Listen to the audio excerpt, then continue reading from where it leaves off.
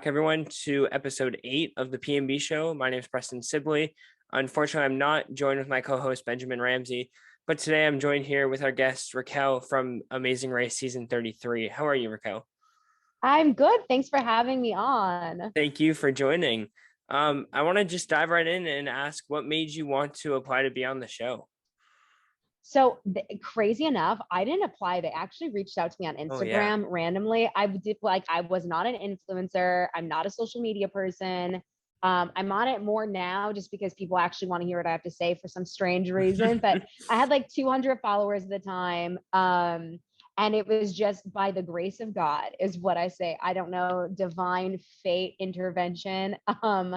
They just asked me if I would be interested in being on the show. And I think part of that is just because they always have flight attendants and I had like some flight attendant pictures and maybe stuff like that. And so they asked me if I'd be interested. I thought it was a joke when they had messaged me. And then I found out it wasn't a joke when I met with the casting producers of the show. And I guess that's too why Kayla became my partner, was because, we're both flight attendants. And that was the angle that they kind of wanted to spin us as, since I feel like everybody this season kind of has this crazy cool story and we're just the flight attendants. So our story definitely like isn't as exciting as other people's stories. But yeah, that's how we got on the show. That's fantastic. When I just spoke to Arun and Natalia, I was basically saying that everyone this season, as you just said, had like a very unique story. And Arun had said that between the two of them and you and Kayla were kind of just the only normal people on the entire season. And something Natalia had said is, did they cast us on the wrong season? Like, there's so many cool people here, right? So yeah. So what was cool about this season was that you guys were actually starting from your home. Take us to the airport as fast as possible. We're in a race. We're going to London because of COVID and with the whole pandemic that was happening. How was it? Like, it was wild, I guess, being able to start from home. We do fly to LA and then you fly back home. So it's a little bit different, I guess. But starting from home is kind of crazy. And then, we obviously went to the Charlotte airport. Because then from there, we were flying American at international flights and such and such. But yeah, we were able to meet Hot Mom and Dad, as we call them, the Holderness family. Yeah. Someone else is here. Another team is here. Oh, I want to know everything about you. Oh, no, so we are flight attendants. You're hot flight attendants. Oh, yeah. Oh my gosh. Coach and Connie, all four of them are really near and dear to my heart and good friends of mine to this day. And it was really wild to be able to kind of, start off in the comfort of your own home and you're packing and getting ready and just the surrealness of what you're about to embark on and the unknown. And it was just really exciting. It was a really cool experience. That's really cool. Like, I think there was only one other season that they had actually started from home. So you saying that you guys flew to LA probably for casting, and like, I think Natalia said that you guys got to meet everyone, but like couldn't talk to anyone. Is that correct? Yes, we had strict regulations that we were not allowed to talk to any of the other teams. I mean, look at them without our mouths moving was basically the gist of our conversations. So the first team that you guys met were Kim and Penn, correct? Yes. And what went through your guys' minds when meeting them for the first time or talking to them for the first time? You just have a perception of who you think that these people are. I mean, they were obviously very attractive. They were this fit couple. I thought they were news reporters from Newport Beach, California. I mean, I wasn't like super far off because they used to be in the, television industry. I just got the wrong coast that they're from. They live in Raleigh. They're really down to earth. I thought maybe they could be, snobbier than what they really ended up being, or I don't know, maybe just different than themselves in a sense. And they're really just down to earth, genuine people. I met them. Then I met Coach and Connie. They obviously couldn't come back the second time around, but their story is amazing. And she's a sweetheart and she ended up having a baby and that's why she couldn't come back. But Coach has a heart of gold and, he's like family to me. I'd call him and ask him advice and anything, that I have going on in my life. Oops, sorry. You're good. It's still going. Yep. Oh, there you go. Sorry. Okay. You're all right. But yeah, it was a cool experience to kind of be able to meet these people, and they both had stories, and Kayla and I didn't, and nobody believed that we were really who we said we were because we didn't have a story and everyone else did. So it was kind of funny. Yeah. Now, speaking of babies, congratulations to you. Thank How's you. that going? So far, so good. I'm in my second Mhm. trimester. I'm 4.5 months in. So Mhm. the morning sickness and the nausea and all of that has finally dissipated. I, wasn't so lucky. I did definitely had some morning sickness Mhm. going on, but, I guess that's all part of having a baby, and it's a blessing Yeah. more than anything. And I guess when you're nauseous, it's a good sign that the baby's still doing well. So Mhm. here we are, 4.5 months later. I'm cooking chili for dinner, starting to feel like myself again, Nice. eating the normal things I eat Yeah. again. Yeah, so it's all good. All right. Now, back into the race. Let's jump right to you guys basically leaving your house and taxi right to the airport. Oh, and then you guys flew to London, correct? Um, Yes. We're going to London! Place we've already been. We're gonna win $1 million. 100%. We're calling it now. Now, when you guys got to London and Phil basically said, "All right, go," when the first leg was starting, um, what was like the thoughts going on at that time? It was a dream and an honor to be able, to be on the show, but it was never something I really had ever expected to do in my wildest dreams. And we were the Mhm. last team added onto the roster for season 33. So we didn't have a lot of time to prep.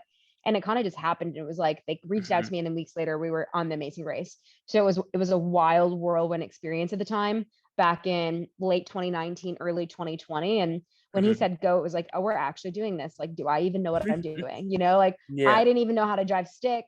She was the better navigator. I mean, lucky for us, we were able to kind of switch those roles, but it was just a lot of trials and tribulations and figuring things out as you went, and understanding Mhm. kind of the gist and dynamics of how to kind of control this game, and learn from it, and Mhm. grow stronger leg by leg, which I think Kayla and I really did. So um, it's a really wild experience, to say the Is least. it? Yeah.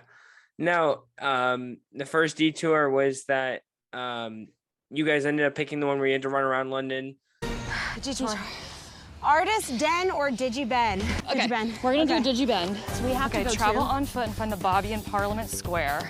Was there any strategy going into that? Like, had you been to London in the past, or was that like your first time? No, I had actually been to London, ironically, a couple weeks before that for work. So I had actually seen some of the same spots that we were in. So that was one of our Mhm. advantages being in London.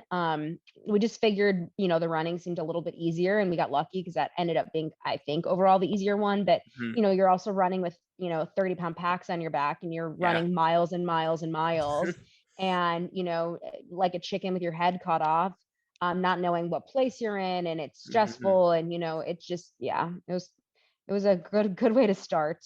Yeah. Now, as we spoke with Aruna and Natalia, navigation wasn't their best overall strength. Now, would you have preferred that if it was all public transportation where you didn't have to worry about it, or did you actually enjoy having to navigate yourself? I would say both, but I would have preferred to have more public transportation, just because I think that would have um, thrown more of a dynamic in who were the better teams. I think, in a sense, I think that after we came back because of COVID, it forced us to just self-drive, and I feel like the top three teams were kind of a little bit more obvious, right? Who was Mhm. stronger, but I Yeah. think it definitely changes the atmosphere and the dynamic when you're having to navigate, through via like cabs and things like that, and running on foot and stuff. Mhm. I think it would have switched the top three up a little bit more. Now, you guys ended up finishing third place in the first leg. How did that feel? Like knowing that you weren't the first team that was eliminated, and just like and hearing that you placed third out of everyone. Good job, guys. Congratulations. You're the first three teams to arrive. Now you've had a little taste of what the Amazing Race is like. How does it feel? Feels amazing. It gives us an idea. I want more. Yeah, it was nice to be able to finish third, just because to be neck and neck with the boys, and then the first Mhm. place team was only a couple minutes before us, just to actually say to ourselves, wow, we're a female team, and we're coming in third place with Mhm. who we presumed at the time were some of the two best teams on the show this season. It was an ego booster, a confidence boost. It felt really nice, and we were really proud of ourselves. And we knew right then and there what we were capable of. Now you guys ended up taking a train from London to Switzerland. It's like the crew bunks on the plane. It is the crew bunks on the plane. Everything. Were you guys able to interact with everyone on the train, or was that all like dead silent as well? No, we could interact, and then there were times that we weren't able to, but we were able to like have food together, and then those were some brief moments behind the scenes that we were actually able to interact. So it was really nice. Okay, yeah. And now a question I like to ask is, after that first leg of the race, how were you guys feeling? Like exhausted, or were you guys just ready to go? Because I think what Natalia had said, that nobody was prepared to do that much running in that day. Yeah, no, I mean, I think initially right after you're exhausted, you're beat down, you're, the stress and the adrenaline, and it finally starts to dissipate and you are tired, but then, you pick right back up. And I think that, the successful teams are really resilient on the show, and you have that hunger inside of you to just keep going, and that drive that's like, okay, like I'm ready for the next one. Let's go. I think it's harder when you have more downtime in between, because you kind of want to just keep the momentum and keep running. So talk to me about your entire Switzerland experience. Yeah, so Switzerland was, first of all, we took the wrong route to go bungee jumping. I literally can't find where we are. Should I go that way? I'm trying to just figure out where we are on this map. Holy crap. We got this, baby. Oh.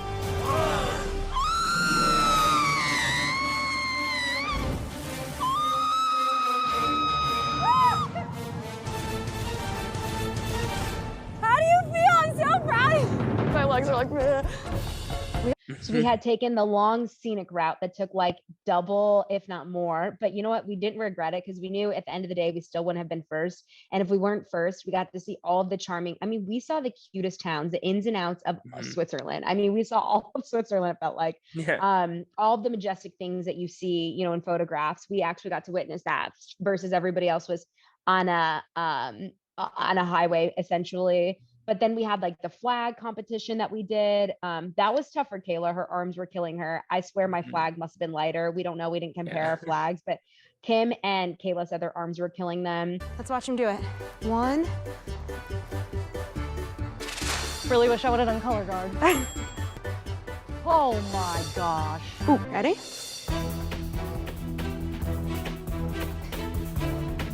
Over the leg. Twirl. And then over. And then Move throw it up. Throw it up. There. Good job. Thank you. We had that running on the mountain that Kayla would have been a heck of a lot better at, because she's more of an endurance-based person. She was a college soccer player, so she's just better at endurance. I'm better at strength.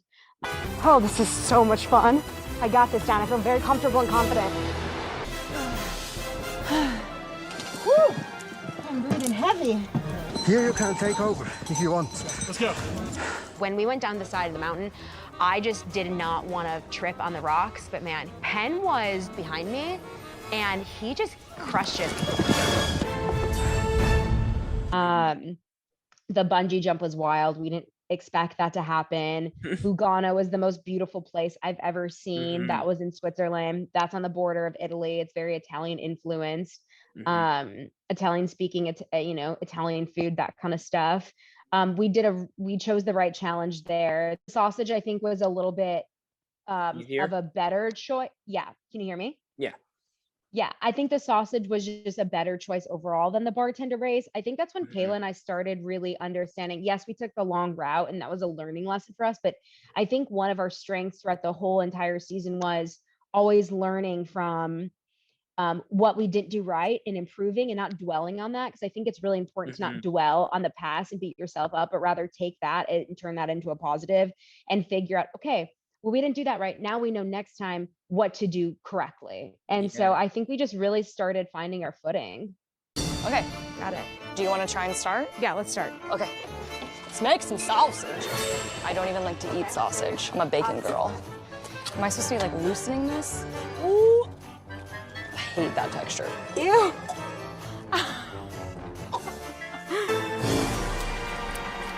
Am I going too fast? Nope. You're doing a great job, babe. Yeah, and now that basically leads into my next question is, was there any strategy of who would do what challenge or anything like that?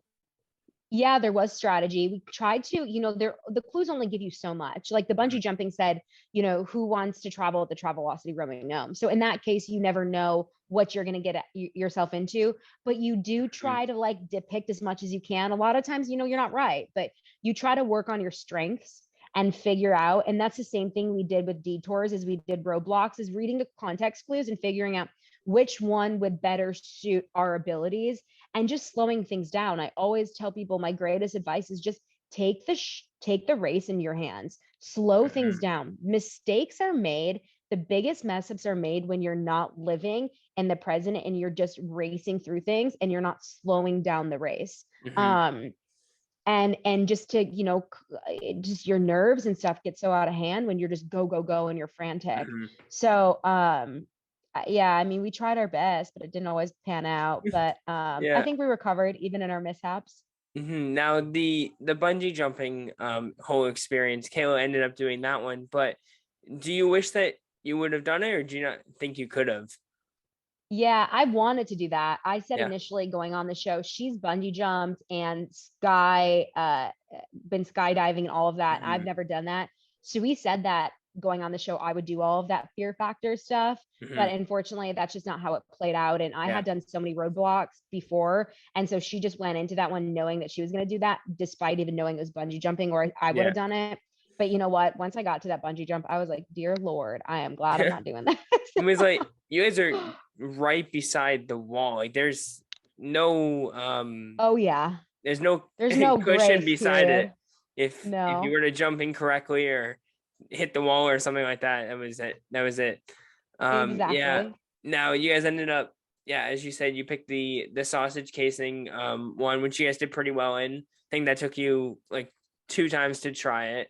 Yeah. Now I wanted to jump ahead a little, and the souvlaki was before the maggot cheese. Is that correct? Yeah. The souvlaki. No, maggot cheese, and then it was souvlaki. Okay, talk to me about the maggot cheese. Yeah. The maggot cheese was disgusting. I swear the maggots didn't taste bad, but the cheese in itself tasted like someone threw up on the ground and you had to like lick up their vomit. It was so horrific and pungent and dry, and it was stuck in your mouth for hours even after you ate it. I mean, it was awful. Yeah. Sorry. Yeah, you are right. It was, you guys went from Switzerland to France, and then it was, so basically the sausage casing, the maggot cheese, and then the souvlaki came later. Yeah. Yes. So after the maggot cheese, you guys we're still in France and did Gently Down the Stream. How was that? That was tough. I'm glad that we paired up with Kim and Penn, because Penn does have this photographic memory and the water was really murky. I had noticed that when we were on there, it was a submarine, because we didn't realize that. So I'm glad that we got there in the right time. Otherwise we would have missed the fish, because they were coming like this. I mean, and if you didn't catch them and you didn't have a rhythm as to what their colors were, and it was not only murky, but then there's all different colors and stripes on them. And to have to memorize that and then be given this pamphlet that has dozens of different ones in different orders, I mean, was so unbelievably confusing. But thank God we finished that on our first try. Penn was unbelievable. I couldn't keep up with what he was doing. Like there was these like activate nerd glasses, did like the untangling the rope or whatever, or the net, and then like you all picked like 2 fish to keep to keep track of, and his counting of the tunnels later on. I know it took him 6-7 tries or whatever, but he just stuck with it and like had a plan for every single challenge there was. So talk to me about the Slovakia now, that whole experience. Yeah, so I had come off the Domates and I royally messed that up. And we were the first team actually getting there and the last team to leave because I had screwed it up so badly. And so I knew going into the Slovakia, I didn't know that Arun and Natalia had got lost on the way there. And I could have seen them easily getting lost. I noticed a particular sign that we had to go certain ways. So, you know, it really helped to stay on track. But I knew I had to bring my A game and I had to inhale the Slovakia. And thankfully I knew how to spell souvlaki because, you know, I love Greek food and I eat it all the time. So I'm just disappointed that I messed up the domate so bad, but I spelled it pretty quickly. And then I just inhaled the whole thing because all I knew is I got us in last place and I didn't know that Arun and Natalia were there. So after I'd eaten it, I saw Arun and Natalia. So it gave me a little bit of grace to be like, okay, I could breathe again. But I mean, I had to just down that thing because I had no other choice and I had ruined it so bad for us. And I didn't want to lose the race because of my domate is making that I was like, all right, just don't breathe and take the whole thing down, which I did. There's the one clip of roaming around the internet of you saying you look like an animal and you're a savage eating this Slovakia. It's what you have to send that to me. Oh my god. I will. I included it in my last episode with Arun and Natalia. Kind of I used a bunch of the clips from different challenges, and that was one of the ones that we were talking about, and Penn used it in his song as well, and I would definitely send that to you. But you guys were like, you thought you were in last, you still pushed through it, ended up not being in last, like, and Arun and Natalia were still behind you. We still came back to second place. It was amazing. It was crazy. Let's check. Let's jump ahead to Bring 'Em or Break It. Now that was the same day as you guys were looking at rocks all day long. Yes. You did that challenge, right? Yeah. It was something about, it sounded more of like a weight challenge, like carrying rocks. And I'm just the stronger one, the more like, you know, physically strong one between the two of us.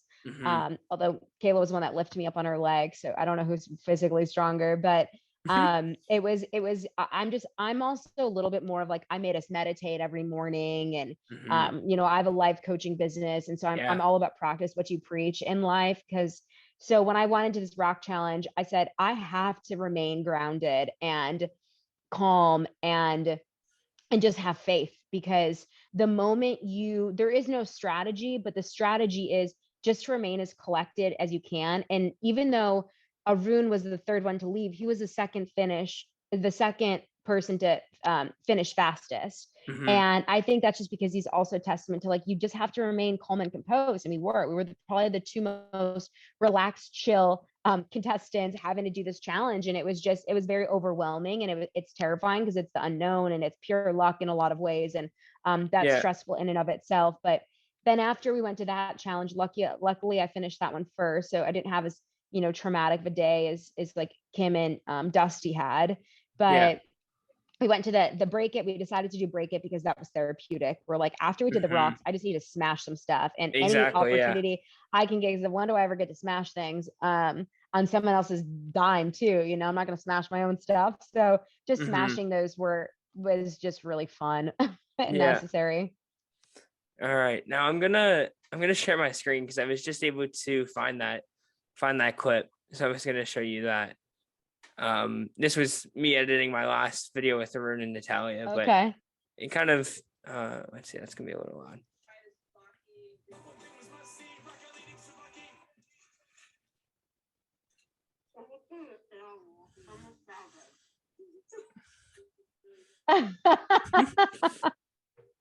Were you able to hear that, correct? Yeah, I was able to hear that. That's so funny. I always joke that my husband is either going to find me incredibly attractive after I inhale that or completely disgusting. And luckily he's still married to me. So it all worked out. Now let's jump right into the final episode. You guys ended up placing second, which is incredible. But the entire time, it looks like everyone were cheering for you guys to be the second all-female team. Is that correct? Yeah, I felt like we had just the support of viewers and the producers had said to us, like, we really do hope you win. And especially because they knew how broke we were, that we could have used this money, but I think it was just really more than anything, they've seen us, get so much better on the show and grow and love each other throughout the whole process. I mean, I think that we really got along and we showed respect to each other and patience, and we were each other's biggest, support system and advocates through this whole thing. And I can't stress that enough. I think it's so incredibly important. You know what? There's going to be a lot of moments of stress, and it's how you handle those moments, and it's how you respond to it afterwards and how you move on. And I think we were just really kind to each other the whole time. And it's like, it's okay. Like, we both messed things up and we both did really well. And it's just how you kind of recover from everything that's thrown at you. And, just doing the best you can. That's all you can really do. And nobody ever pointed fingers or faulted the other person or blamed the other person. Because what good is that going to do you? Really, it's not going to help you in any way. Right. It's only going to hinder you more. And if you don't have a solid foundation as a team, then everything else is going to crumble. You can't do this alone, right? It takes two people to navigate and drive. So you have to, keep that foundation of that relationship really strong on the show. And I think that we just really found our footing, and we understood how to really, pace the game in our own hands. And, I mean, unfortunately, we didn't end up winning, but we won in a lot of other ways. And for somebody who, never watched The Amazing Race and never dreamed about being on the show, I mean, it was such an incredible opportunity that I can't believe we even had the chance of doing something like this. Like, this is wild. Like, I'm going to tell my grandkids this one day. Like, that's how wicked cool this is, And I'm really proud of us, because I think we did overall, we didn't win, but I think second place is still pretty damn good. It's amazing. And for someone who didn't even apply to the show, and just to get a text from them to say, do you want to come on, and didn't expect to go this far. Right. Never. I honestly didn't even know. I mean, to be honest, once this whole COVID thing happened and they had, set all these different dates up, and then, had eventually canceled because of variants and stuff, I never thought this was going to happen again. So I'd kind of written it out of my mind, like, this isn't going to happen, and I just knew how stressful it was in the, the first go around, that I said to myself, do I even want to, put myself through this again? Like, do I even want to do this? And I just said, well, I got to finish what I started. But, I contemplated it for a while. And so I'm glad I did. But when you push yourself out of your comfort zone, it's amazing what we're really capable of doing. And look what we did. But yeah, I mean, what an experience. Yeah. Now I want to talk about that final puzzle challenge, basically, of remembering everything that you had done. Now that coin got everyone. Nobody looked at what coin they found. Now when you obviously, you and Kayla were there, it was just you guys. When you guys saw Kim and Penn run in, did you think that was the end of it for you guys, or did you think they were gonna pass you no matter what, or did you guys think that you guys were staying in first? I always said that the biggest threat the entire season to us, after Scotland, I knew was Kim and Penn. I think we were really started to see what they were capable of, and just how strong of a team. And a lot of times when they finish like a mile ahead of everybody, like on almost a different level. And it's just a testament to their knowledge, their ability, their capabilities, all of it. They really are amazing human beings, geniuses, both of them equally. I don't think Kim gets enough credit sometimes. But it worried me. Yeah, it definitely did, because I wasn't really worried about Dusty and Ryan for the show. I was mostly worried about Kim and Penn. And it was just the fact that we know that that especially Penn has such a photographic memory. And we religiously studied, Kayla and I, and took notes too. But you're up against, I mean, I consider Penn and Kim one of the best contestants to ever be on the show. I think if they were to go into an all-star season against every winner, like, I think they could win again. Like, that's how brilliant they were. And they never messed up, and they didn't have flaws, and they never messed anything up. I mean, they were perfection the entire time. So it definitely made us nervous, but I mean, anyone can win, but it definitely, it didn't feel good. Now, overall, what was the biggest, or the hardest thing in general?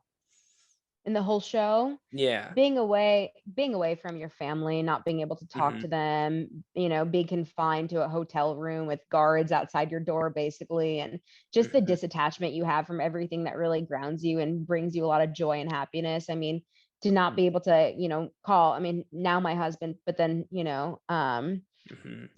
just to be able to call the people I love and my mom, and it's tough. I mean, the show, I think, is honestly meant to wear you down and break you down in any aspect, whether you're on it or you're off of racing, but it's just tough. Yeah. So now I think I want to kind of talk of some of the behind the scenes type things. So one thing we didn't talk about much was that you guys ended up going home for 18 months because of COVID. What was that like? And was there any strategy when going home, knowing that you guys, or when you found out that you were going back to continue filming, what was the strategy then?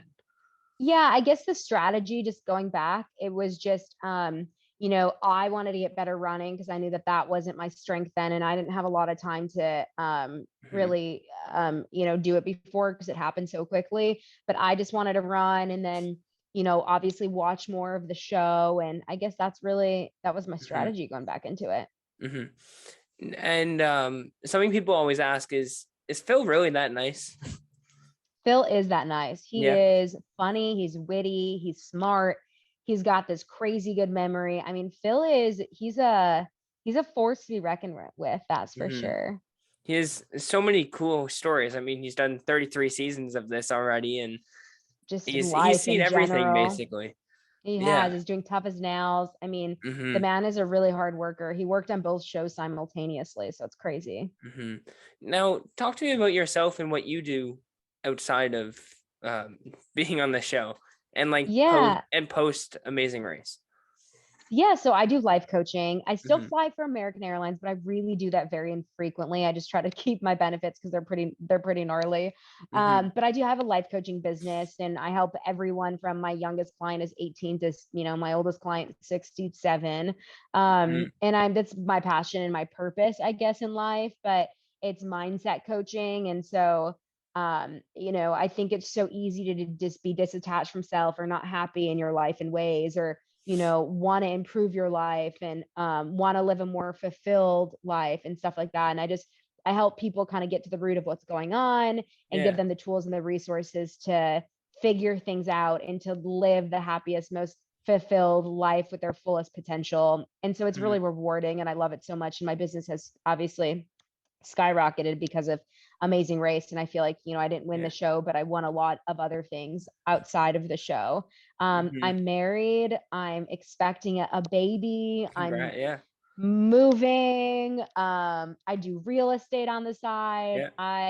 There's not a lot of things I don't do. Now, basically the last question that I had was, the whole goal of our podcast here is to inspire others to follow their dreams by demonstrating what our guests and ourselves are doing in life. Would you have any tips or anything that you'd like to say to anyone who would be trying to get into being on a reality show or just following their dreams in general? Yeah, let me talk on the follow your dreams aspect. I love that question, Preston. No matter what you want to accomplish in life, what you want to do, the only thing that's truly stopping you is your own limiting beliefs. We are so blessed to live in this country that, does have freedom and opportunity and resource and abundance, that if you want something hard enough, you have to bust your butt for it. No one is going to give it to you. There are so few people, unless your last name is Hilton or Rothschild or your dad's some famous director in Hollywood. 99% of people aren't given those things in life. They have to work for them. So you have to work for whatever you want. It's there. It's not going to be easy. Nothing worth, achieving or amounting to is ever easy, but everyone is so quick to see everyone's success stories, but not the behind the scenes and how hard they had to work to actually get there. So that's what I have to say. If you want it bad enough, go for it, because the only thing that's going to get in your way is you. And if you fail, guess what? It's not a failure. It's a learning lesson on how to get better next time. Every failure is an opportunity for growth, and you learn more from your mistakes than when you actually do things the right way. And everything is a stepping stone to lead you closer to ultimately whatever that goal is that you want to obtain. And then for getting on the show, I always say, you know, if you're doing an audition tape, like be yourself, have personality, like have fun with it. No one wants to see somebody that's boring on the show. The casting producers are never going to cast you if you go on there and you're like, oh, I want to be on The Amazing Race. No, like be fun with it. Like talk about why you love the show, why you'd be good at the show. Like be goofy, be silly, be yourself. Like be the most authentic, vulnerable aspect of yourself that you can be. And if you're supposed to be on it, it's meant to be. If not, keep trying, you know. Most people don't, you know, have the opportunity of getting on it in their first shot. And anything you ever want in life, go after it. That's always what I say. And yes. No, I can give you 1,000 more pieces of advice, but that's it for now. Raquel, I'm completely speechless right now. You said that way better than I could have ever, but we connected, and that was exactly what I was thinking. As you were saying that if it doesn't happen the first time, just try again. Like Natalia said that she auditioned 3 years ago and then got the call back for that season, right? And completely forgot about it. So it's not like if you don't get picked for that season, your audition's lost. Like they'll remember, and they'll be like, well, how about that person that we watched like a few years ago, right? You never know, but nothing is ever going to be accomplished by not trying, you know? And what's the worst thing? You first of all, fear in and of itself is crippling. So we should just live without fear, because it really just limits us and our capabilities and what we're able to do. It's detrimental to us. But what's the worst thing? Rejection, where you don't hear back from them, or you never know what's going to happen. It's like, it's all how you perceive it. It's only as bad as you want to internalize it and allow it to be, right? So you ever want me to come back and do some motivational talking, I'm happy to come. 100%. Yeah. And think about me too. Like, did I think I was going to hear back from you or Dusty and Natalia and Arun? Never. Like, after you guys have been on a show like this and your popularity has like spiked to the roof, like there's no way of knowing if you were going to respond or not, right? Hey, but you know what? I said to myself, what are you in high school? Yeah. You're in high school. You were so persistent. If it wasn't for your persistence, I would not be on the show. And so it just is a true testament, Preston, that don't give up on things, because a no is eventually going to turn into a yes. And the worst thing that someone can say is a no. So you're no worse off than when you first started. Your life is no different. And maybe eventually someone will say yes because of your persistence and because of, and you just have to go, you're doing this right now. You're living the dream. You're going after the things that you want in life, and you're not letting anything get in the way but yourself, and so go for it. You're a force to be reckoned with. You're going to do big things. I appreciate that. Raquel, was there anything else that you wanted to talk about? No, thanks for having me on. Keep me posted with life. Appreciate that. All right, everyone, I guess that's it for this episode. Raquel, thank you again for coming on. And we'll see you in the next one with Dusty. Take care, everyone. Bye. Bye-bye.